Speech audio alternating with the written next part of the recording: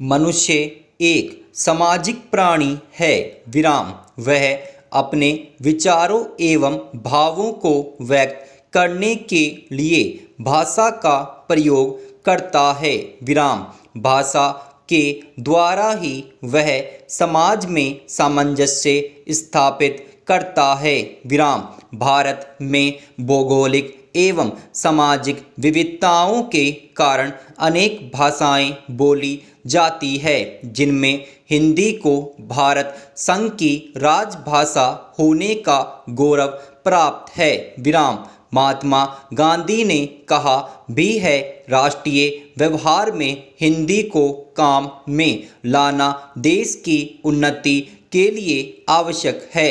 विराम पैराचेंज हिंदी संवैधानिक रूप से भारत की राजभाषा है, किंतु व्यवहारिक रूप से इसे यह सम्मान अभी तक प्राप्त नहीं हो सका है। विराम हिंदी को उसका वास्तविक सम्मान नहीं दिए जाने का मुख्य कारण भाषावाद है। विराम भारत में अनेक भाषा बोलने वाले लोग रहते हैं। विराम भारत के संविधान में 22 भाषाओं को मान्यता प्राप्त है। विराम इन सभी भाषाओं में हिंदी भारत में सर्वाधिक बोली जाने वाली भाषा है। विराम आज देश में हिंदी बोलने वालों की संख्या सबसे अधिक है। विराम भाषा की बहुलता का ही परिणाम है कि देश में भाषावाद की स्थिति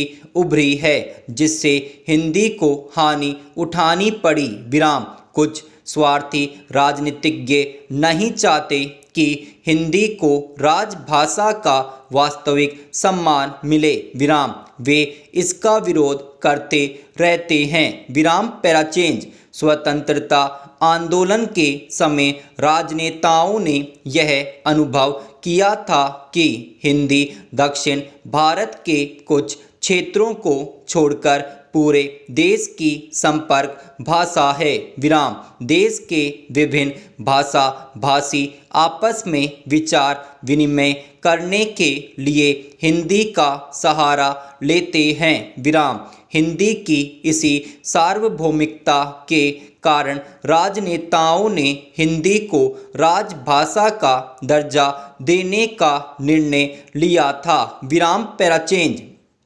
भारत में हिंदी राष्ट्र के बहुसंख्यक लोगों द्वारा बोली और समझी जाती है। विराम इसकी लिपि देवनागरी है, जो अत्यंत सरल है। विराम हिंदी में आवश्यकता अनुसार देसी विदेशी भाषाओं के शब्दों को सरलता से आत्मसात करने की शक्ति है और देशवासियों में भावात्मक एकता स्थापित करने की पूर्ण क्षमता है। विराम पैराचेंज डॉक्टर राजेंद्र प्रसाद के शब्दों में हिंदी चिरकाल से ऐसी भाषा रही है जिसने मात्र विदेशी होने के कारण किसी शब्द का बहिष्कार नहीं किया। विराम 14 सितंबर 1949 को संविधान सभा ने एक मत से हिंदी को भारत की राजभाषा बनाए